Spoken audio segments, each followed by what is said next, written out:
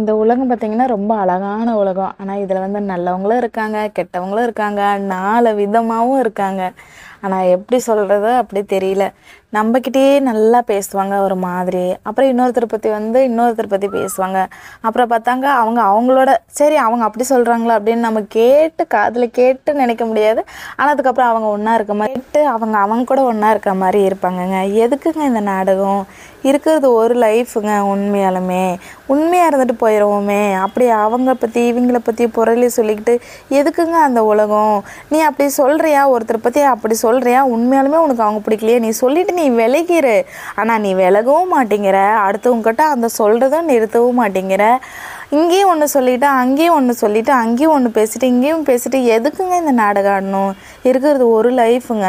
எந்த ஒரு லைஃபுக்கும் பாதிப்பு இல்லாமல் நிம்மதியாக இருந்துட்டு போயிடணுங்க. ஏன் உனக்கு ஏன் உங்கள் லைஃப்பில் கஷ்டம் வந்தால் தான் கஷ்டம், மற்றவங்க லைஃப்பில் கஷ்டம் வந்தால் கஷ்டம் இல்லைங்களாங்க? உங்களுக்கு எப்படி வலிக்குதோங்க அதே மாதிரி தான் மற்றவங்களுக்கும் வலிக்கும். அது எப்படிங்க உங்கள் ஃபேமிலியில் மட்டும் ஒன்று நடந்துருச்சுன்னா, ஓ இதுதான் தப்பாக இருக்குமோ, இதுதான் சரியாக இருக்குமோ, இதுதான் கரெக்டாக இருக்குமோ, ஓ அவங்க அப்படி பண்ணிட்டாங்களோ இப்படி பண்ணிட்டாங்களோ, எப்படிங்க நீங்கள் அவ்வளோ ஈஸியாக யார்கிட்டையும் கேட்காம சொல்லாமல் அவங்க சொல்கிறது மட்டும் வந்து அப்படியே நம்பிக்கிறீங்க?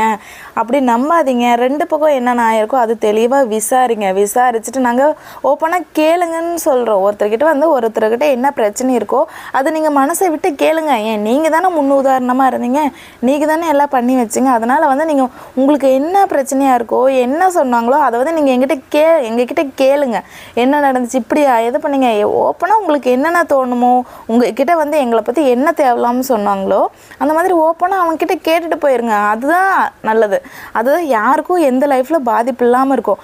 அது சரி வந்தாச்சா, ஓகே சொல்லியாச்சா, ஓ அப்போ இதுதான் உண்மையாக இருக்குமா, ஓகே வச்சுக்கலாம் பரவாயில்ல விட்டுரு அப்படின்னு விட்டுட்டு 1 வருஷம் இல்லை 2 வருஷம் இந்த மாதிரி விட்டுட்டு நாங்களும் அந்த பையன் ஏமாந்து போன பையன் இருப்பான் பார்த்தீங்களா, அப்படி ஒரு லைஃப்பில் யார் பட்டிருக்காங்களோ அவங்க வந்து நாய் மாதிரி அலைவாங்க. அவங்க வீட்டுக்கும் அதுக்கும் என்னாச்சு, ஆனால் தப்பே பண்ணியிருக்க மாட்டாங்க. ஆனால் தப்பு பண்ணவங்களும் போய் சொல்லியிருப்பாங்க. நம்ம தப்பு பண்ணாமையே என்னடா நடக்குது ஏதனா நடக்குது ஏன்டா இப்படி பண்ணுறாங்கன்னு நம்ம அந்த கஷ்டத்தில் நம்மளை தள்ளி விடுவாங்க பாருங்கள். அது சத்தியமாக சொல்கிறேங்க, ரொம்ப அப்படியே அந்த அளவுக்கு வேதனையாக இருக்குங்க. ஏன்னா இது யார்கிட்ட சொல்லவும் முடியாது, நம்ம அடுத்த ஸ்டெப்பு எடுக்கவும் முடியாது. நம்ம போய் சொன்னனாலே நம்ம அவங்கக்கிட்ட தான் சொல்ல முடியும். அவங்க நம்மளுக்குன்ட்டு வந்து சரி இவங்க இப்படியா ஒருத்தர் நாசம் வந்து அப்போ இருந்தே கேட்டிருந்தாக்கா இந்த பிரச்சனை இருக்கவே இருக்காதுங்க. எல்லாமே ஒன்று கெட்டதுக்கே போய் சப்போர்ட் பண்ணால் அது எப்படிங்க? இப்போ நல்லா இருக்கலாங்க உண்மையில சொல்கிறேன்.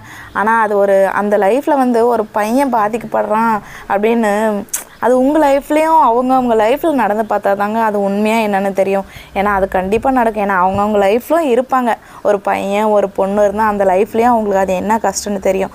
அதனால் தயவு செஞ்சு சொல்கிறேங்க, அப்படி உங்கள் லைஃப்பில் ஒரு பொண்ணோ பையனோ இருந்து அவங்க லைஃப்பில் ஒரு ப்ராப்ளம் ஆயிடுச்சுன்னா மனசை விட்டு உட்காந்து பேசுங்க.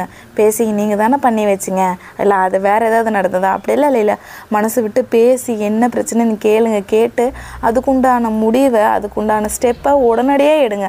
தயவு செஞ்சு பெருசாக வளர்த்திட்டு போகாதீங்க. நாளைக்கு அந்த பொண்ணுக்கு வந்து இந்த உலகத்தில் எப்படி தெரியுமா, ஒரு பொண்ணு சொல்லுச்சுன்னா அந்த பொண்ணு அவ்வளோ ஈஸியாக நம்பிடுவாங்க.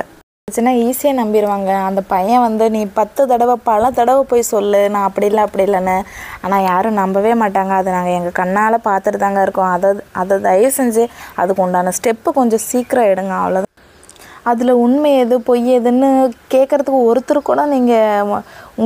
கூட கேட்க மாட்டிங்களா சொல்லுங்கள். தயவு செஞ்சு சொல்கிறேங்க, அது தப்போ சரியோ எது இருந்தாலும் சீக்கிரம் முடிவெடுங்க. உண்மையாலுமே இது வந்து ஒரு பையனோட பாதிக்கப்பட்ட விஷயம். இந்த கதை நான் ஏன் சொல்கிறேன்னா இது பர்சனலாக நடக்கிற கதை, அதனால தான் நாங்கள் சொல்கிறேங்க.